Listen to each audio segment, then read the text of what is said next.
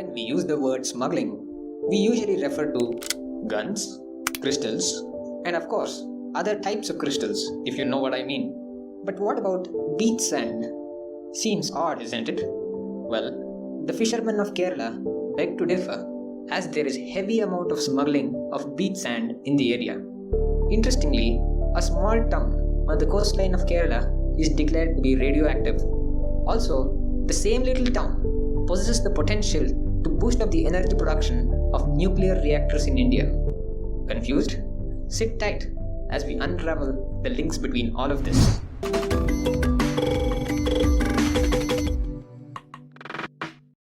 Karunagapalli is a small town located in Kollam district in Kerala. It's one of the few towns in the world where you can find high levels of natural radiation.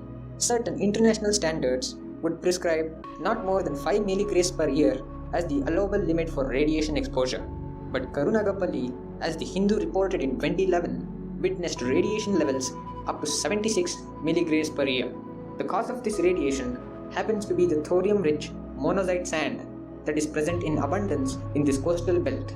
The sand in this region contains about 8 to 11% of radioactive thorium. Thorium is a weakly radioactive element which sits 2 spots left of uranium on the periodic table with atomic number 90. We all know uranium, the typical radioactive element used in nuclear power plants. So how do they relate? Well, both can be used to make energy, but thorium outperforms uranium in every parameter. 1 ton of thorium produces as much energy as 200 tons of uranium. It is less radioactive and 3 times more abundant than uranium.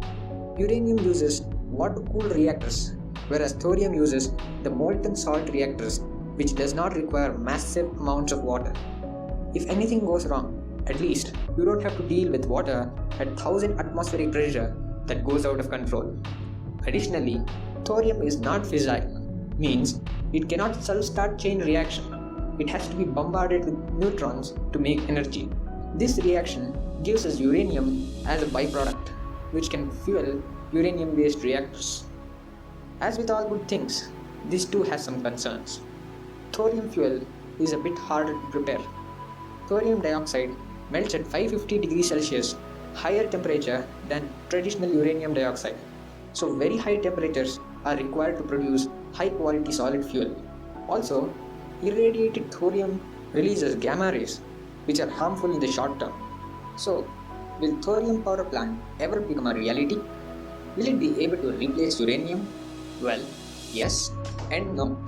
Despite overwhelming benefits of using thorium, the research on the same hasn't really kicked off, as the technology is not time tested and requires huge upfront investments for transitioning from uranium to thorium. But there is some hope for thorium.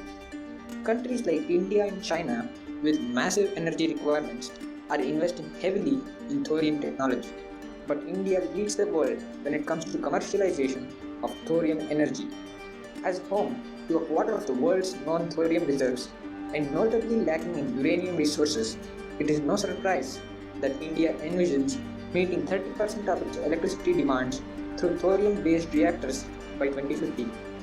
With the guidance of visionary Mr. Homi J. Bhabha, India's Nuclear Regulatory Agency issued approval to start construction of a 500 megawatt electric prototype fast breeder reactor back in 2002. The first stage has been completed, with the second stage still in the works. The fast breeder reactor is basically a system which produces nuclear energy using uranium obtained through breeding thorium rather than using enriched uranium. India's long-term strategy is to commercialize this technology by providing the technology to other countries without worrying about nuclear weapon proliferation, a worry which we are all too familiar at present. And on that note, we come to the end of this episode. Hope you learned something new today. Don't forget to support our channel. Thank you.